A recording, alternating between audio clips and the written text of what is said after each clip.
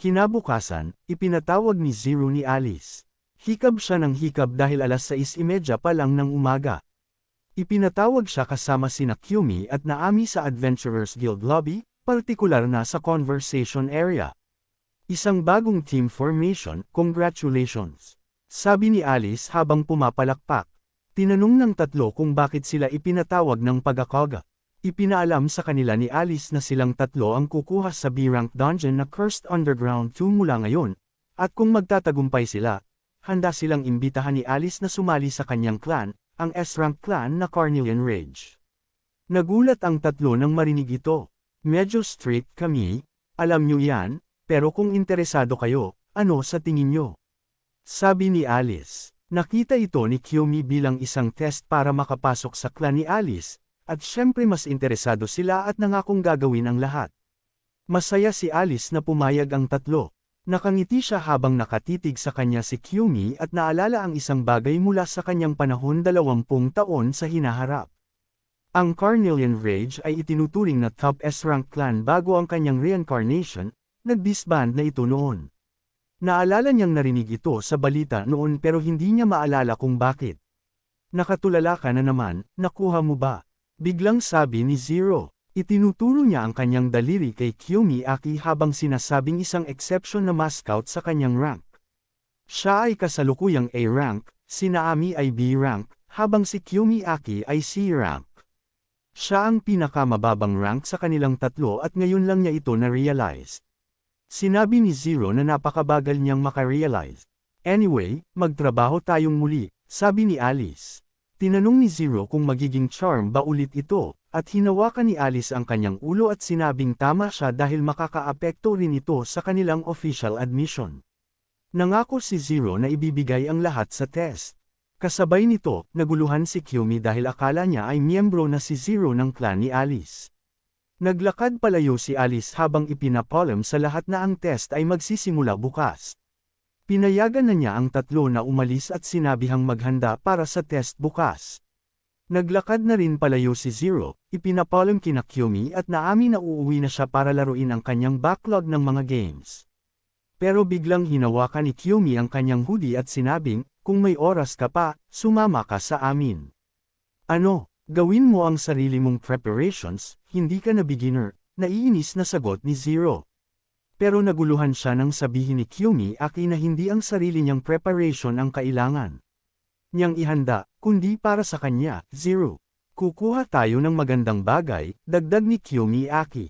Sa sandaling ito, nakaramdam ng selos si Naami sa dalawa pero hindi niya ito ipinakita. Dumating sila sa C-rank dungeon, ang six-legged ancient forest. Ninas si Zero sa pagsunod kay Kyumi, at ninas din siya sa katotohanang sumama si Naami sa kanila. Humingi lang ng paumanhin si Naami sa kanya, pero sabi ni Kyumi, okay na ba ito? Para sa lalaking ito ang lakad na ito. Ninas si Zero na tinawag siyang, lalaki, ni Kyumi, habang sumang-ayon naman si Naami kay Kyumi, naniniwalang ang preparation na ito ay tiyak na makakatulong kay Zero at magbibigay kay Kyumi ng experience points. Pero sa loob-loob niya, nalulungkot siya dahil gusto rin niyang makasama si Kyumi at asahan nito. Dahil sa selos, bigla siyang nakaramdam ng inis kay Zero. Mabuti na lang at pinayagan siya ni Zero na sumama, pero binalaan siyang huwag maliligaw. Sinabihan sila ni Kyumi na tumahimik. Nagtatago sila sa isang bush at nakakita ng isang centaur na natutulog sa lupa. Ito ang dahilan kung bakit sila pumunta doon, at natuwa si Kyumi na nakakita sila agad. Nakangiti siya habang nakatitig sa centaur, naniniwalang nagpapahinga ito kaya maginhawang mahuli ito. Bigla na lang lumitaw ang system window na nagbibigay kay Kyumi ng isang bagong quest, ang I Heal ang Monster. Nagulat si Kyumi sa quest dahil hindi niya inakalang sugatan ito. Tinawag niya si Naami at agad itong humakbang pasulong. Hiniling ni Kyumi sa babae na I Heal ang centaur ng tahimik pero nang humakbang pa ang babae, may isang tipaklong na biglang lumipad at nabulabog ang centaur. Nagpanik si Zero nang makitang nagising ang centaur at binalak na umatake.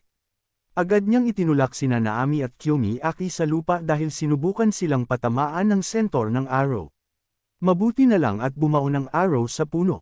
Takot na nakatitig si Naami sa centaur na nag-aaim ulit ng isa pang arrow sa kanila. Biglang pamana, ganoon kabilas ang reaction speed, muntik na iyon, sabi ni Kyumi. Nautol si Naami, sinasabing ang mga centaur ay hindi karaniwang umaatake sa mga tao. Sabi ni Kyumi ay tama siya, pero naniniwala siyang hindi normal ang pagkakataong ito. Galit na galit ang centaur at pakakawala na sana ang kanyang arrow, pero sinubukan siyang pigilan ni Kyumi sa pagsasabing hindi sila nandoon para lumaban. Nanginginig ang centaur at nag-aalinlangan pa ring maniwala kay Kyumi Aki, pero bigla siyang natamba sa lupa at agad na-realize ni Naami na ang centaur na ito ay nasasaktan. May napansin naman si Kyumi. Tinawag niya si Zero at binalaan na mag-ingat. Tinanong din niya kung may naririnig ito, pero sabi ni Zero ay wala, at tinanong kung may dapat bang ikabahala. Bago pa siya makasagot, bigla ring natamba si Zero sa lupa at sumigaw sa sakit. Nag-alala para sa kanya sina Kyumi at Naami. Ipinaalam ni Kyumi kay Zero na ang nanggising sa centaur ay ang mga poison monsters, at ang mga monster na iyon ay lumilipad sa itaas ni Zero. Ang poison monster na ito ay isang C-class venomous insect o ang tinatawag na ven insect. Sumisigaw ng tulong si Zero. Nag-craft naman si Kyumi ng isang demon blade Muramasa at inatake ang insekto gamit ito. Umaaligid ang insekto sa itaas ni Kyumi at may mga maliliit na insekto ring nakapalibot dito. Kumuha si Kyumi ng isang poisonous kale powder at inihagis ito sa insekto, subalit parehong napaubo ang dalawang babae nang hindi sinasadyang misengot ito. Nagtaka si Kyumi kung mali ba ang naging hakbang niya. Ipinaalam niya sa mga babae ang tungkol sa powder at inutusan silang lumipat sa anino ng puno. Alam niyang ang insekto ay isang talagang mahirap na kaaway at gusto niya itong tapusin sa unang tira pa lang. Tinulungan ni Kyumi si Naami sa pagtatago habang si Zero naman ay nasa lupa pa rin. Nangangatog siya sa sakit, lumalabas ang kanyang mga ugat sa binti dahil sa lason. Sumugod ang mga insekto sa kanya at agad na nag-craft si Kyumi ng isang thunder sword at inatake ang lahat ng mga insekto sa malapit. Nahulog ang mga insekto. Tinanong ni Kyumi si Zero kung kaya nitong tumayo, pero biglang humingi ng paumanhin si Zero, inaming inakala niyang madali lang ang dungeon na ito kaya naging kampante siya. Nagulat si Zero dahil naramdaman niyang gumaling siya sa isang sandali. Lumabas na gumamit si Naami ng healing magic para gamutin siya. Habang patuloy na ginagamot ni Naami si Zero, tinanong siya ni Kyumi kung gumagamit ba siya ng area of effect magic. Sumagot siya ng hindi at ipinaalam kay Kyumi Aki na isa-isa niya itong ginagawa sa kanila. Gayunpaman, hindi niya mabibigyan si Zero ng poison resistance, kaya kailangan niyang ituloy-tuloy ang pagcast. Sa patuloy na paggamit ng magic, na-realize ni Kyumi Aki na pinaliit ni Naami ang epekto ng mga nahuhulog na poisonous scales. Ang caster ay hindi makagalaw ng madali habang nag-chant para mapanatili ang concentration. Sa madaling salita, kailangan nilang malutas ang problema bago maubos ang mana ni Naami. Tinawag ni Kyumi si Zero at tinanong kung kaya niyang pabagsakin ang insekto sa harap nila. Ang insektong ito ang queen, at matapos silang i-paralyze gamit ang lason, aatake ang kanyang mga alagad. Siguradong gagawin silang meatballs ng mga ito at dadalhin pabalik sa nest, ayon kay Kyumi Aki. Nadiri naman si Zero nang marinig iyon. Ipinaalam ni Kyumi sa mga babae na siya na ang bahala sa maliliit na insekto at ipauubaya ang iba kay Zero.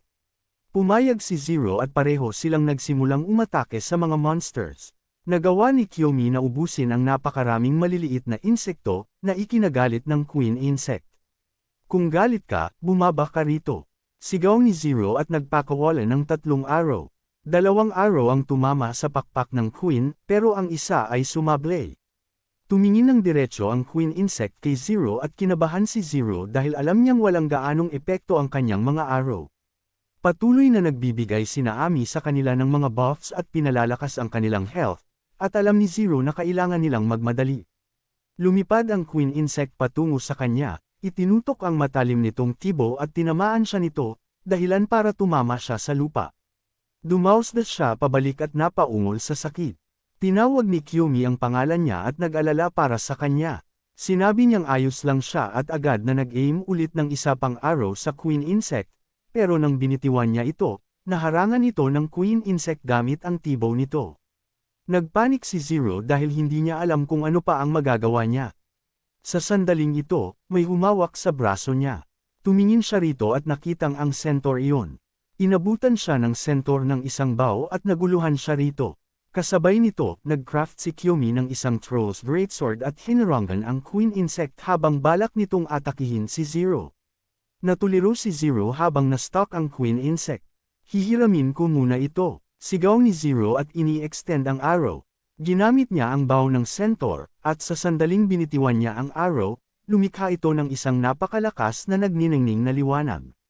Sa wakas, nagawa ni Zero na tamaan at masaktan ang Queen Insect dahil sa mukha niya ito tinamaan.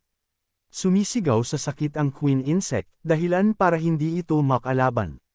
Sumugod naman si Kiyomi sa Queen Insect gamit ang isang espada at inactivate ang skill enhancement.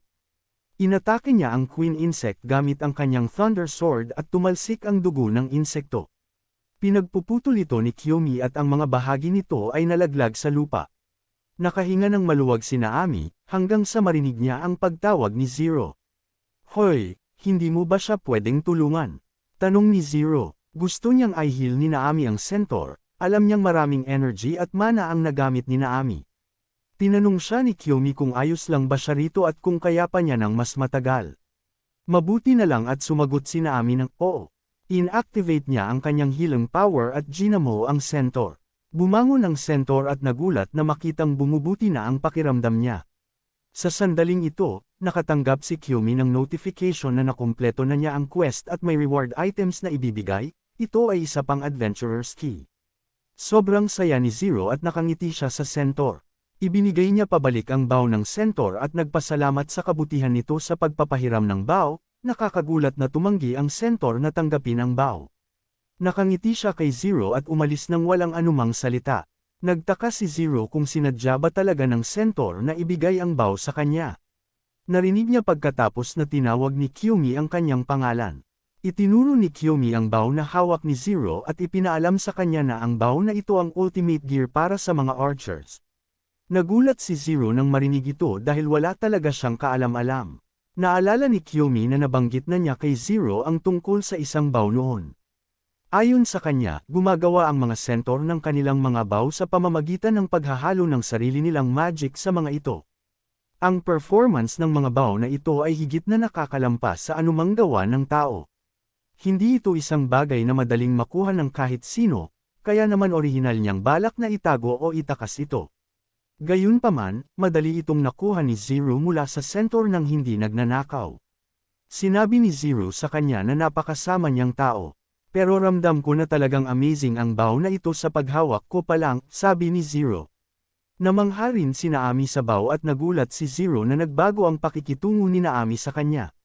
Ngumiti siya sa kanya at tapat na sinabing nagulat siya nang lumitaw ito pero natutuwa siyang dumating ito. Ang pagsaksi sa patuloy na pagcast ng magic ni Naami kanina ay nagpabilib sa kanya at tinawag niya itong isang amazing revolutionary healer. Na-touch si Naami sa sinabi niya. Umiyak siya sa tuwa at nang makita siyang umiiyak ay nagpanik si Zero at tinanong kung okay lang ba siya. Si Kiyomi naman ay proud sa dalawang babae dahil nalutas nila ang problema at marami silang nakuha. Tiningnan niya ang arrow ng centaur na bumaon sa puno sa tabi niya at lumabas na mayroong maliit na insekto na nakatusok dito. Napagtanto niya na ang centaur ay wala talagang balak na atakihin sila simula pa lang. Ngumiti siya ng bahagya gaya ng centaur.